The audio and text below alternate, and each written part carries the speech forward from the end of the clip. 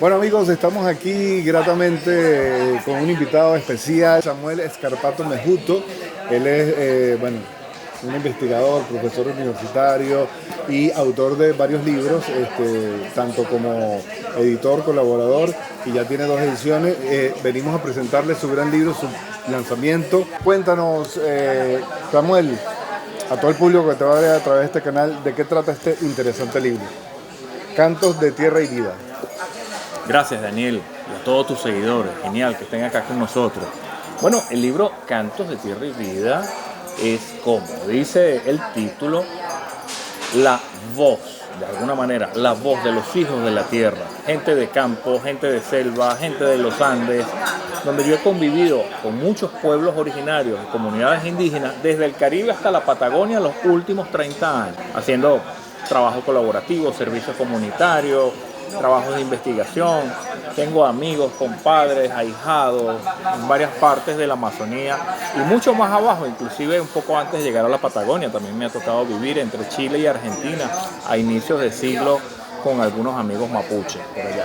Claro, estuvimos en la presentación del libro aquí en Madrid y bueno, excelente ponencia, cosas muy interesantes que nos comentó Samuel, y una de las cosas mágicas porque bueno, como tú mismo lo dices, física cuántica, entrelazamiento, tantas anécdotas, los elementales que me encantó, me atrapó porque son temas que manejamos en común. Está el relato que hiciste de este chamán, si quieres nos lo resumes nuevamente. Varios.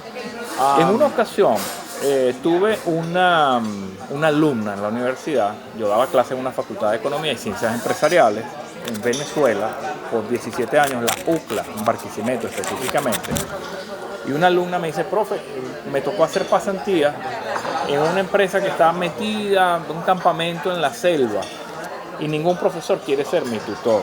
Iba a hacer las pasantías ella. ¿Usted es capaz de ser mi tutor? Me han dicho que a usted le gusta el campo y de vez en cuando va a entornos indígenas a ayudar, a levantar una escuela, cualquier cosa, y de repente a usted le gustaría, usted se atrevería. Dígame que sí, no tengo tutor. Y yo, está bien, sí, no hay ningún problema, pero me tiene que visitar. Sí, no hay problema.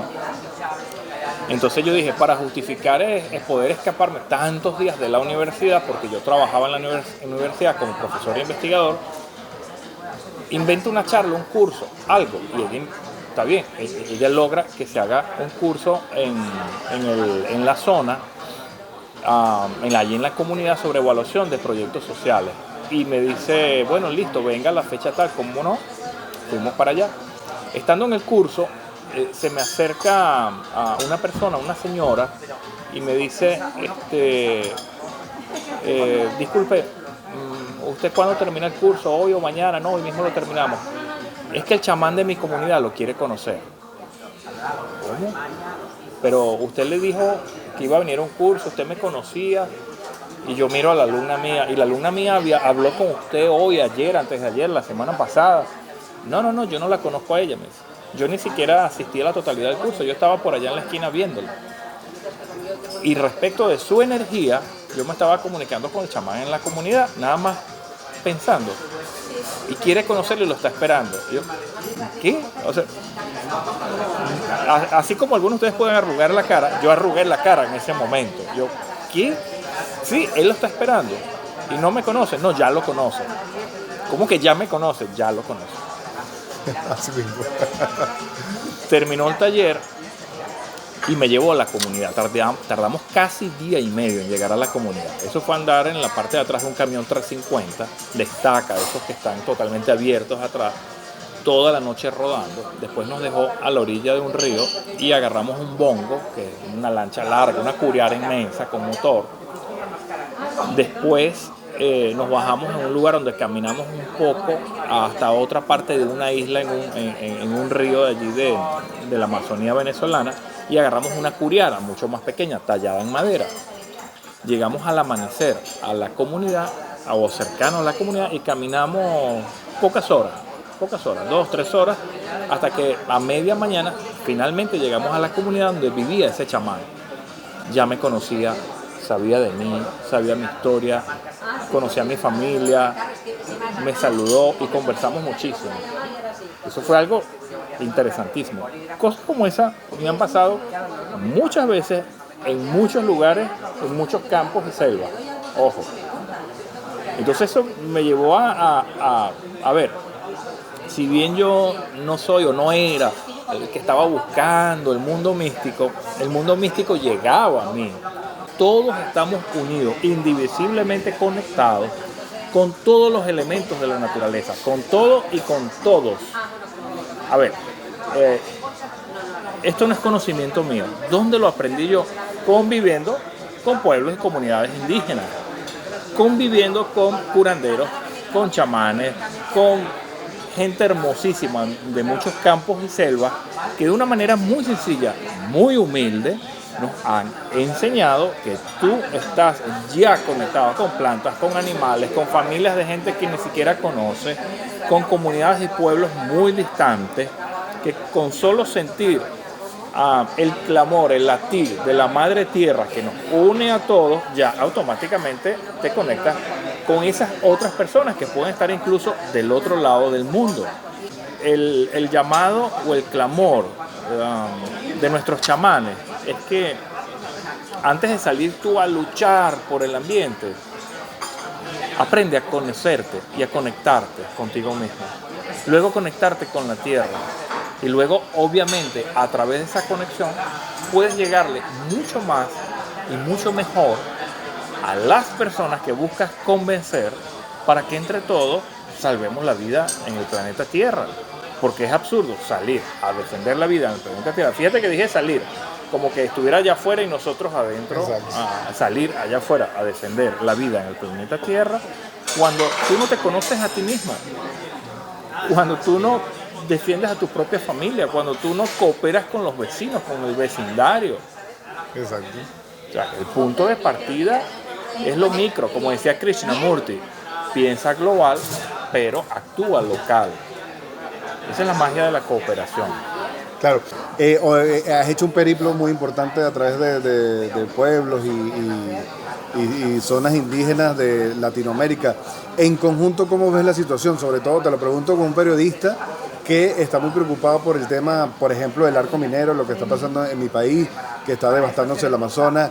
Brasil, bueno, ya va de verdad por unas cifras muy lamentables y así como son los 9 países, aunque tú en otra charla muy académica y contundente nos hablas de cómo se extiende esa Amazonia a otros países, sí. La cual te agradezco, está en tu canal de YouTube. Buscan al profesor en su canal de YouTube, por favor. ¿Cómo se llama el canal? El profe Samuel Scarpato. Hay un material audiovisual muy valioso. Entonces, en conjunto, que has podido estar en esos escenarios, ¿cómo ves esa situación? Hay mucho deterioro, ese deterioro es irreversible. Los pueblos originarios realmente están amenazados de ese genocidio silente, como lo escribí yo una vez en mi blog. Y a veces ni tan silente. Sí, es grave, en algunos casos reversible y en otros casi irreversible. ¿Por qué? Porque la Amazonía, partamos del concepto de que está mal conceptuada, disculpen la redundancia, porque muchas veces relacionamos la Amazonía y la selva amazónica con la cuenca del río Amazonas. Ojo, y eso es peligrosísimo, porque no se limita allí, sino que trasciende hacia el norte la Orinoquia, que es gigantísima la Orinoquia, tanto venezolana como colombiana, y luego una cantidad de bosques y selvas tropicales en torno a Surinam, Guyana francesa, que también conforman ese continuum que llamamos panamazónico o panamazonía, la Gran Amazonía. Y luego al sur de la cuenca del Amazonas existe otra cuenca gigantísima, cuidado si es más gigante, la cuenca del Paraná. Estamos hablando del sur de Brasil, de Paraguay, de gran parte de Uruguay, del norte de Argentina, parte de Perú, parte de Bolivia. Eso es una zona gigantísima, contigua al sur y al suroeste de la Amazonía, estrictamente ligada a la cuenca del río Amazonas. Entonces, en la medida que nosotros no veamos eso con justa sentido de integralidad, no vamos a poder abordarlo. No son 7 países. Luego hablamos de 9 países. Luego hablamos de 11 países y finalmente hablamos de 12 países que estamos dentro y en el contorno más inmediato, o sea, ya posicionados dentro del límite de esa Panamazonía. Ok, esa Panamazonía está sobre un suelo muy frágil, poco fértil, son arenas de cuarzo, son un suelo que no es suelo, prácticamente no tiene materia orgánica. Entonces la poca materia orgánica que tiene la selva amazónica depende de la existencia viva, redundo, de ella misma.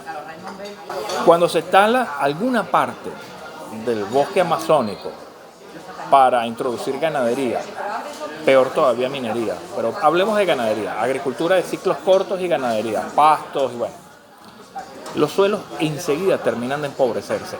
Enseguida. Estamos hablando de menos de un 5% de materia orgánica. Y en pocos años baja la curva a menos de 2% de materia orgánica. Deja de llamarse suelo y técnicamente pasa a llamarse piso, cuando son puros arenales y tierra infértil, que ya no sería tierra, mejor dicho. Son minerales y polvo que ya no tiene condición de fertilidad. Ese no es el mayor problema, y ya eso era grave.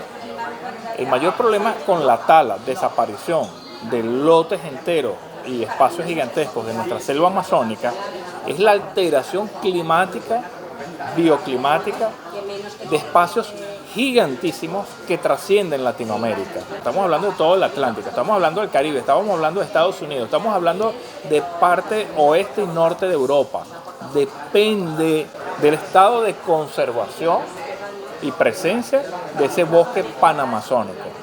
Más del 60%, yo pudiera decir el 70, 75% en algunos lugares, pero más del 60% de las lluvias que caen en Venezuela, por ejemplo, nacen en la selva amazónica. Cuando transpiran esos árboles inmensos, hermosos que tenemos ya en la selva amazónica, emiten una cantidad descomunal de humedad a la atmósfera, tan descomunal que ustedes ven que pareciera que está saliendo humo de los árboles.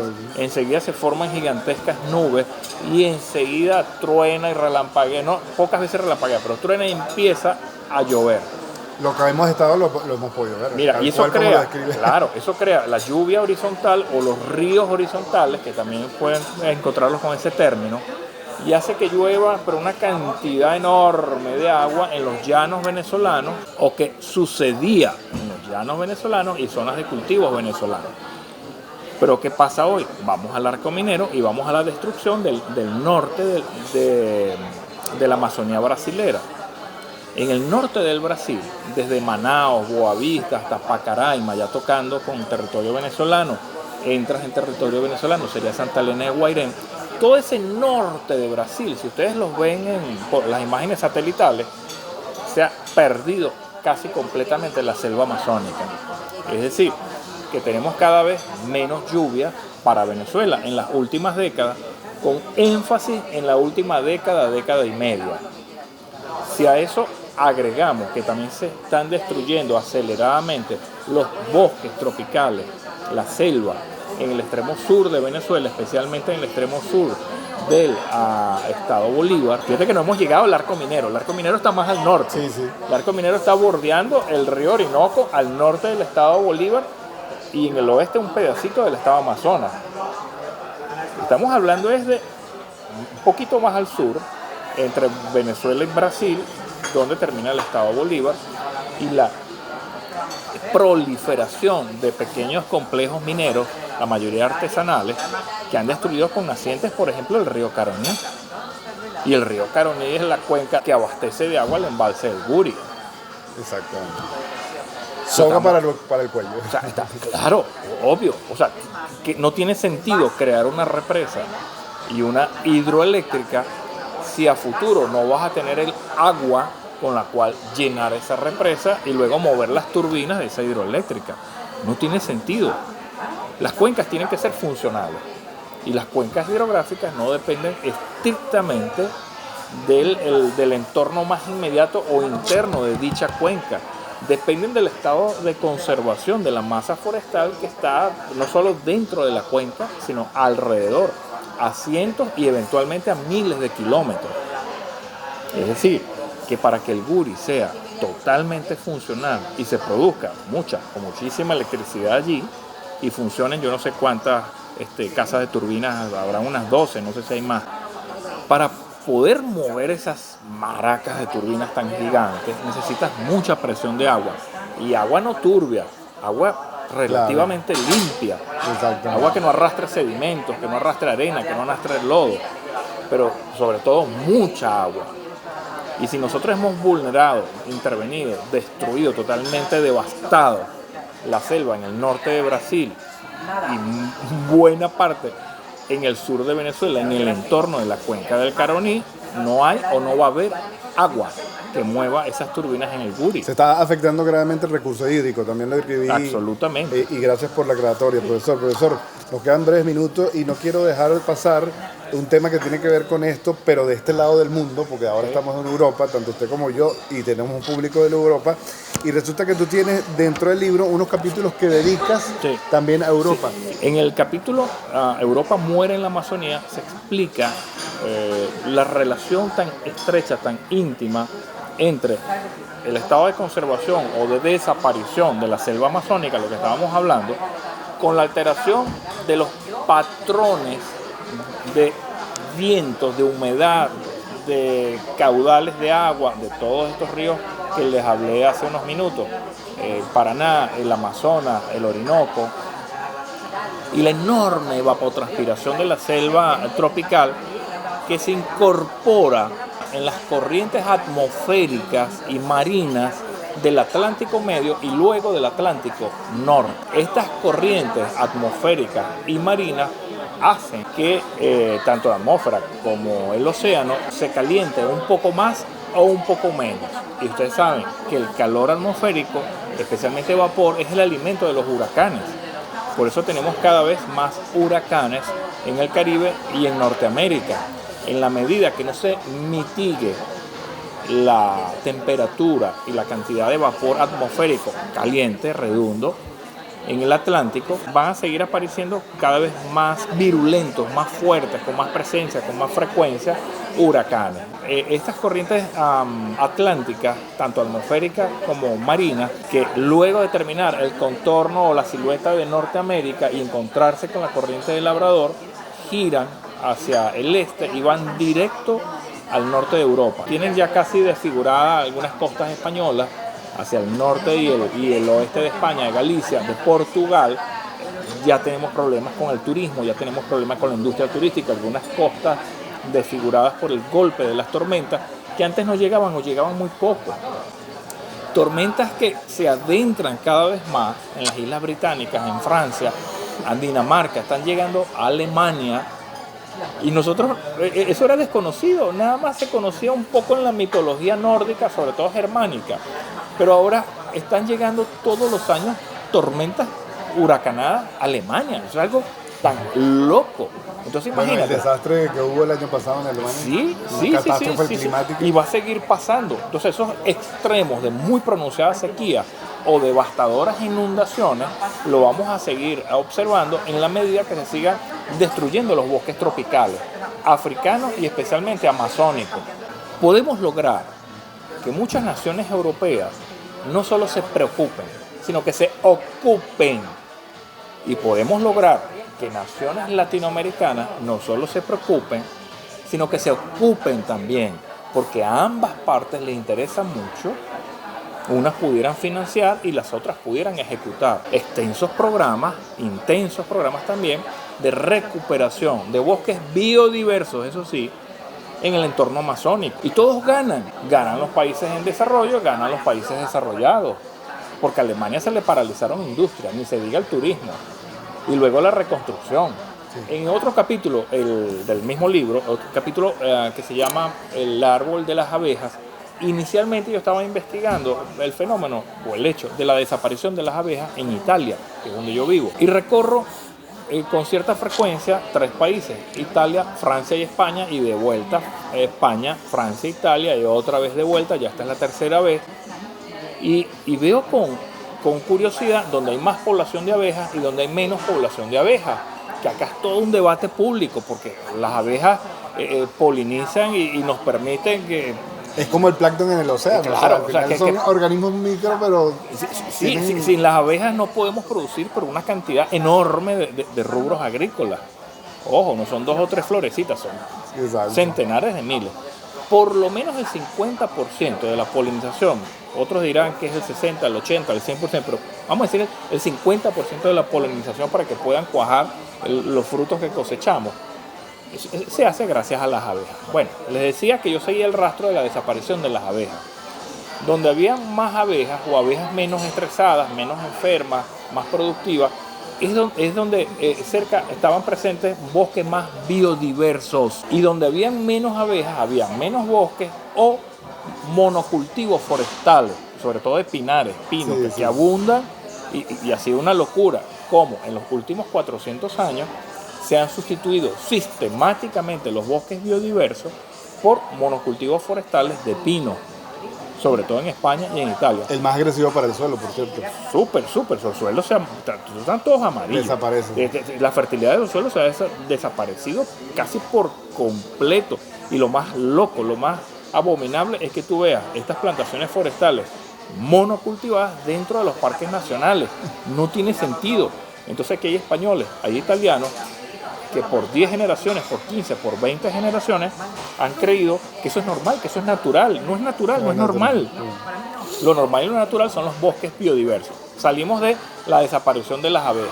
Ahora vamos a la sequía. Con los bosques biodiversos nosotros podemos incrementar la funcionalidad de la cuenca hidrográfica para que produzca más agua, regule más caudales, retenga más precipitaciones de agua de lluvia, y por lo tanto en épocas secas todavía permanezca, distribuya y administre algunos caudales. Eso ya no está sucediendo en Italia y menos en España. Es grave, gravísimo. Entonces los monocultivos forestales no están ni siquiera respondiendo al problema, menos todavía solucionándolo. Es a través de la reintroducción de bosques biodiversos, especialmente especies nativas, mientras más biodiverso en general, que no solo vamos a recuperar las poblaciones de abejas, sino la funcionalidad hidrográfica de las cuencas. Muy bien, profesor, es que esto es una lumbrera, lumbrera es una palabra muy venezolana, lo entenderán los venezolanos, y es para sacar tanta información que un espacio de media hora se queda corto. Nosotros vamos a seguir tras la pista del profesor. El profesor nos va para Italia, donde vive, va a presentar su libro en Benidorm, Barcelona, en las próximas fechas. Chicos, damas, caballeros, este libro, Cantos de Tierra y Vida, está disponible en Amazon. Ojo, Cantos de Tierra y Vida, lo pueden buscar por mi nombre, Samuel Escarpato Mejuto, o directamente por el título del libro. Gracias, Samuel. Gracias a todos. Gracias, Daniel. Muchísimas gracias. Muy amable.